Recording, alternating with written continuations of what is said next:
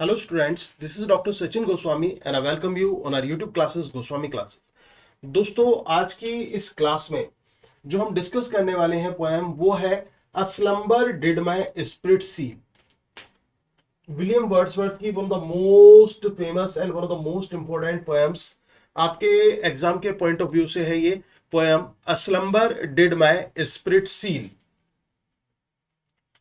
ये जो पोएम है वर्ड्सवर्थ की, विलियम वर्ड्सवर्थ जिनको आप प्रकृति के कवि के रूप में जानते हैं, वर्ड्सवर्थ को वर्शिपर ऑफ नेचर कहा जाता है, वर्ड्सवर्थ को पैगन के रूप में जाना जाता है। पैगन का मतलब ही होता है वर्शिपर ऑफ नेचर वैसे एक तरह से, लेकिन ये क्वेश्चन भी अपने आप में इंपॉर्टेंट बन जाता है दोस्तों कि वर्ड्सवर्थ जो है इनको क्या कहा जाता है, पैगन कहा जाता है, पैगन कहा जाता है। और पैगन का मतलब लवर ऑफ नेचर होता है, वर्शिपर ऑफ नेचर होता है एक तरह से। ये पैगन वर्ड किसने यूज किया वर्ड्सवर्थ के लिए? अगर जो क्वेश्चन एग्जाम में आ जाए भाई वर्ड्सवर्थ के लिए पैगन शब्द का प्रयोग किसने किया, तो आपका आंसर क्या होगा? आपका आंसर होगा वर्ड्सवर्थ ने ही किया था। अब किस पोएम में किया था? ये किया था the word is too much with us में, जहां पर वो कहते हैं ना the word is too much with us, getting and spending we lay waste our powers and we see little in nature that is ours. कि हम लोग क्या है कि हम लोग केवल केवल कमाने में और खर्च करने में लगे रहते हैं, प्रकृति के लिए हमारे पास समय नहीं है। वो प्रकृति जो हमारी प्रकृति है उस प्रकृति के लिए हमारे पास समय नहीं है। For this and for that we are out of time. इस चीज के लिए उस चीज के लिए हमारे पास समय ही नहीं है, प्रकृति के लिए हमारे पास समय नहीं है। तब वो जो पॉइंट है वो कहते हैं I would love to be a pagan. मैं बनना चाहूंगा क्या? He just want to be a pagan, कि मैं पैगन बनना चाहूंगा, यानी कि प्रकृति का पुजारी बनना चाहूंगा, प्रकृति में इन्वॉल्व होना चाहूंगा। तो ये पैगन जिनको कहा जाता है वर्शिपर ऑफ नेचर इनको कहा जाता है, हार्बिंगर ऑफ नेचर इनको कहा जाता है, प्रिस्ट ऑफ नेचर के नाम से इनको जाना जाता है। वर्ड्सवर्थ कुल मिलाकर प्रकृति से जुड़ा हुआ सबसे फेमस पोइट आपका विलियम वर्ड्सवर्थ। और वर्ड्सवर्थ की जो लूसी को लेकर कुछ पोएम्स हैं, और ये जो पोएम है वर्ड्सवर्थ की poem a slumber did my spirit seal, इसमें वो एक स्लम्बर यानी कि एक डीप स्लीप, एक गहरी नींद के बारे में बात करते हैं। उस गहरी नींद ने उनकी आत्मा को कंट्रोल में कर लिया, एक तरह से सीज कर लिया। और जब उनकी आत्मा को उस नींद ने जकड़ लिया तो क्या हुआ, किन परिस्थितियों में वर्ड्सवर्थ पहुंच गए और कैसा उन्होंने लूसी को फील किया, वो सभी बातें आपको इस पोएम में देखने को मिलेंगी, जिसका नाम क्या है? A slumber did my spirit seal. क्या नाम है? A slumber did my spirit seal. और ये विलियम वर्ड्सवर्थ की जो प्रकृति को लेकर जो पोएम्स ये वर्ड्सवर्थ लिखते हैं, यहां पर जो वर्ड्सवर्थ है वो ह्यूमन नेचर के ऊपर वो बात करेंगे इस पोएम में, और as well as the nature itself, और प्रकृति को लेकर भी वो बात करेंगे।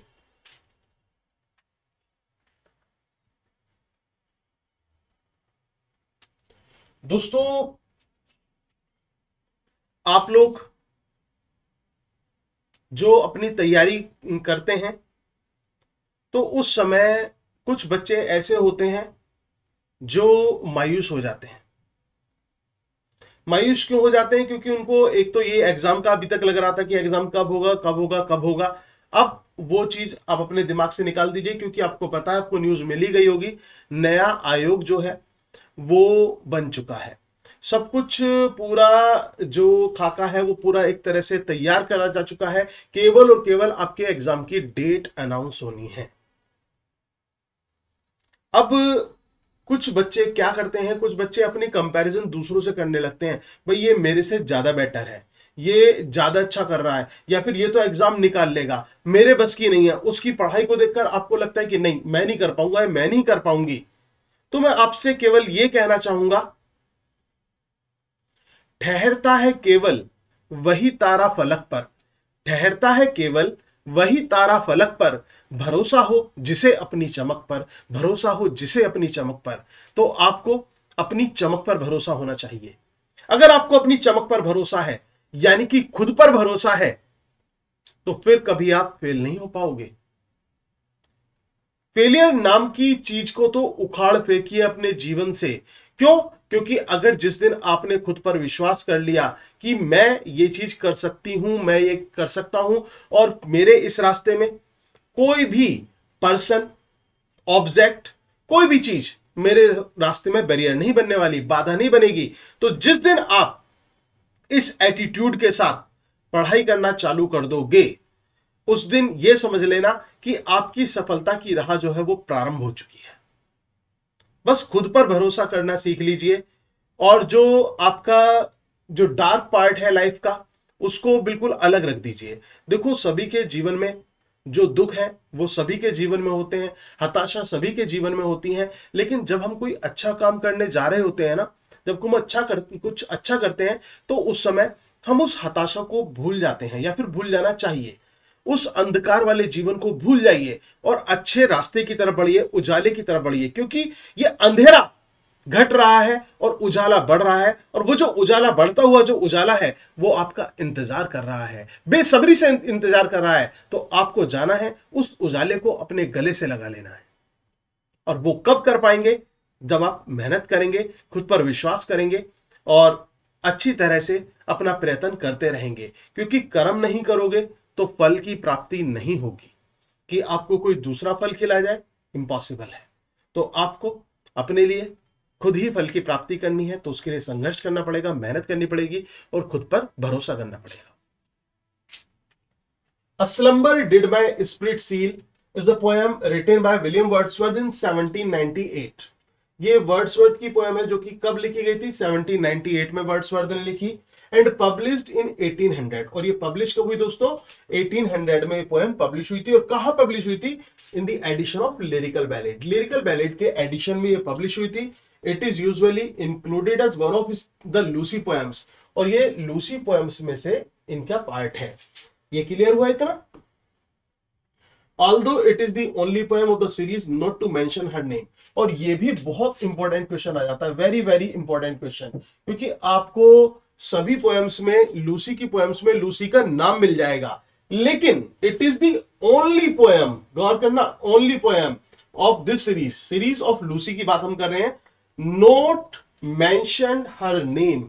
Very very very most important question, ये बहुत इंपॉर्टेंट क्वेश्चन है, इसको तैयार करना है। और दोस्तों, ये पोएम जितनी छोटी है ना, ये एग्जाम के पॉइंट ऑफ व्यू से उतनी ही इंपॉर्टेंट है ये poem. A slumber did my spirit seal. I had no human fears. She seemed a thing that could not feel the touch of earthly ears. देखिए, A slumber did my spirit seal कि एक गहरी नींद ने, deep sleep ने मेरी आत्मा को जकड़ लिया, सील कर लिया, सीज कर दिया, एक तरह से जकड़ लिया पूरी तरह से। I had no human fears. अब जब गहरी नींद में मैं चला गया, वर्ड्सवर्थ खुद के लिए कहते हैं, जब मैं गहरी नींद में चला गया, तो जो मानवीय जीवन के डर होते हैं ना, जिन डर की हम बात कर रहे थे, हम फेलियर की बात कर रहे थे, हम दुख की बात कर रहे थे, हम डिजेक्शन की बात कर रहे थे, वो सारी चीजें उस स्वप्न में, वो सारी की सारी चीजें ऐसी लगने लगी जैसे मानो वो घट रही हो। तो A slumber did my spirit seal, I had no human fears।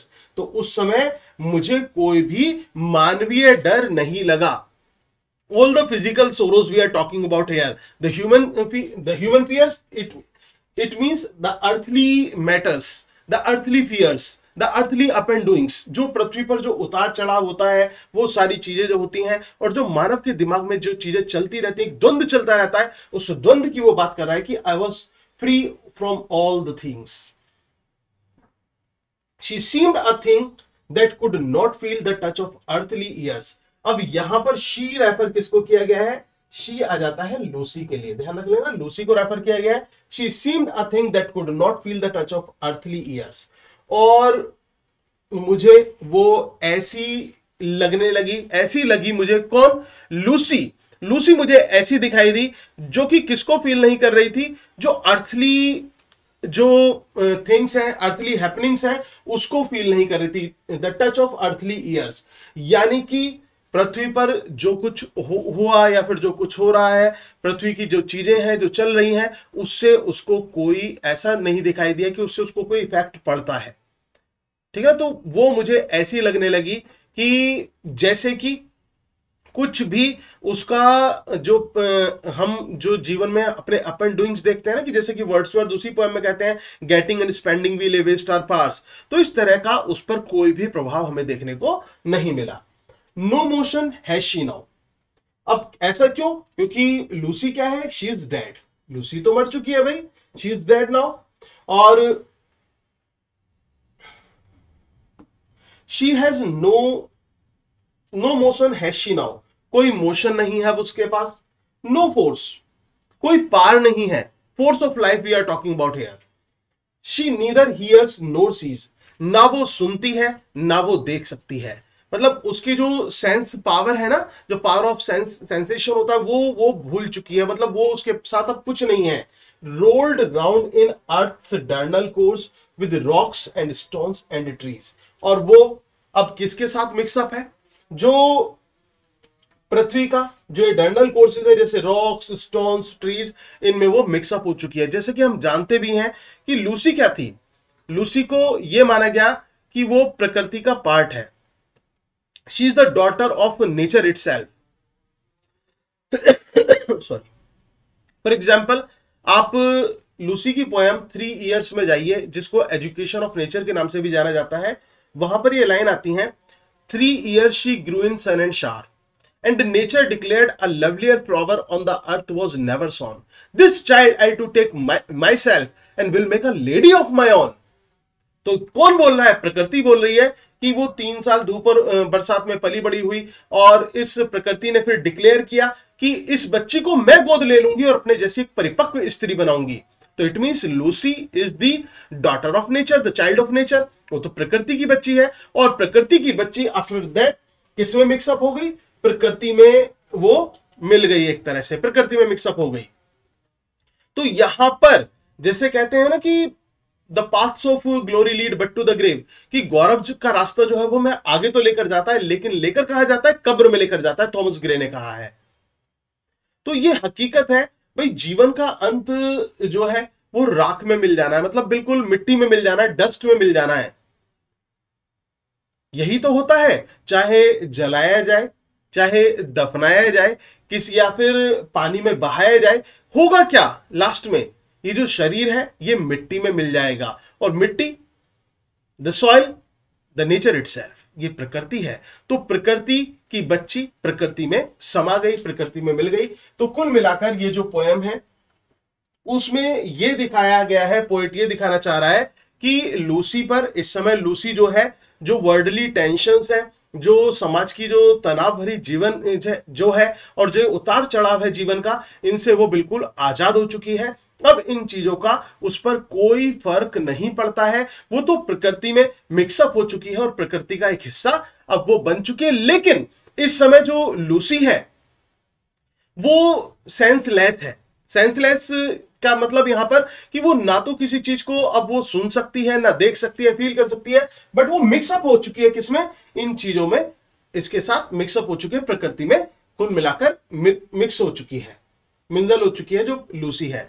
I hope कि आपको ये पोएम समझ में आई होगी। लूसी की पोएम है a slumber did my spirit seal.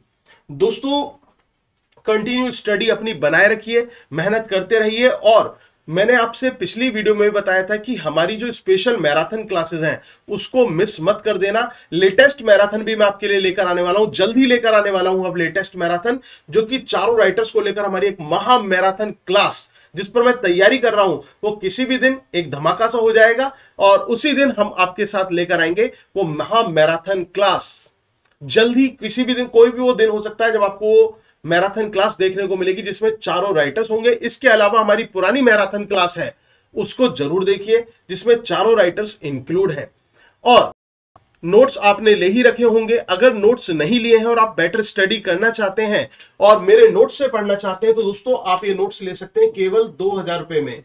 और इस समय एक स्कीम ये है कि अगर तो आप नोट्स लेते हैं तो नोट्स के साथ आपको मिलेंगी फ्री क्लासेस। फ्री क्लासेस आपको दी जाएंगी, रिकॉर्डेड और लाइव दोनों तरह से हैं। जो क्लासेस हैं, तो केवल 2,000 रुपए में आप हमारे कोर्स का भी हिस्सा बन सकते हैं। और आपको जो ये नोट्स हैं ये आपके एड्रेस पर सेंड किए जाएंगे हार्ड कॉपी में। तो आज के लिए हम इतना ही रखेंगे, बाकी करेंगे कल। Thank you very much. Your doctor Sachin Goswami.